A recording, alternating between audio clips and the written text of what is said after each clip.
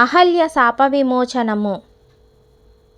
విశ్వామిత్రుడు రామలక్ష్మణులకు ప్రయాణ బడలిక తెలియజేయకుండా వారు ప్రయాణించే మార్గాల గురించి, స్థలాల గురించి కథలుగా చెప్తూ ఉంటే వాటిని రామలక్ష్మణులు శ్రద్ధగా, ఆసక్తిగా వింటూ నడక సాగిస్తున్నారు. అలా మిథిలా నగరానికి బయలుదేరుతూ ఆ ప్రాంతంలోని రమణీయ దృశ్యాలను, ప్రకృతిని చూస్తూ రామలక్ష్మణులు సంబరపడుతున్నారు. మార్గమధ్యములో గౌతమ మహర్షి ఆశ్రమానికి సమీపంలో ఒక రాతిబండ శ్రీరాముని పాదాలకు తగిలింది. ఆశ్చర్యం! శ్రీరాముని పాదము తగిలిన ఆ శిల త్రిలోక సుందరిగా మారిపోయింది.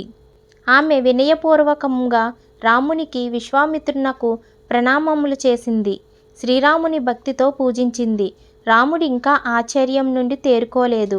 అప్పుడు విశ్వామిత్రుడు రామునికి అహల్య శాపవృత్తాంతం ఇలా చెప్పసాగాడు.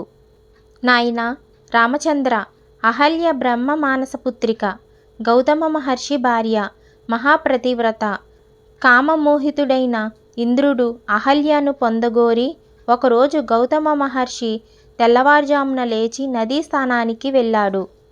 ఇది గమనించిన ఇంద్రుడు గౌతమ మహర్షి రూపంలో ఆశ్రమంలో ప్రవేశించి అహల్య వద్దకు చేరుకున్నాడు. భర్త తిరిగి వచ్చారనుకుని అహల్య భర్తకు ఉపచారాలు చేస్తుంది. అంతలో గౌతమ మహర్షి ఆశ్రమంలోకి వచ్చాడు.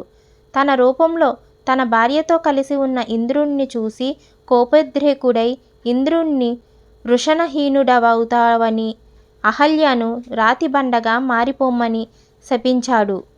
అయితే ఇందులో అహల్యకు ఏ పాపం తెలియదని గ్రహించి శ్రీరాముని పాదాలు తగిలిన వెంటనే మానవ శరీరం పొందగలవని శాప విమోచనం ఇచ్చాడు. ఆనాటి నుండి గౌతమ మహర్షి ఆశ్రమ ప్రాంగణంలో రాతిబండగా మారిపోయింది. ఈ మహాసాధ్వి ఈరోజు నీ పాదస్పర్శతో నిజరూపం లభించింది అని చెప్పాడు. ఆ సమయముననే గౌతమ మహర్షి కూడా అక్కడకు వచ్చాడు. ఆ విధంగా మళ్ళీ ఆ ముని దంపతులు కలుసుకున్నారు. గౌతమ మహర్షి ఆతిథ్యాన్ని స్వీకరించి అందరూ మిథిలా నగరానికి చేరుకున్నారు. Please like and subscribe.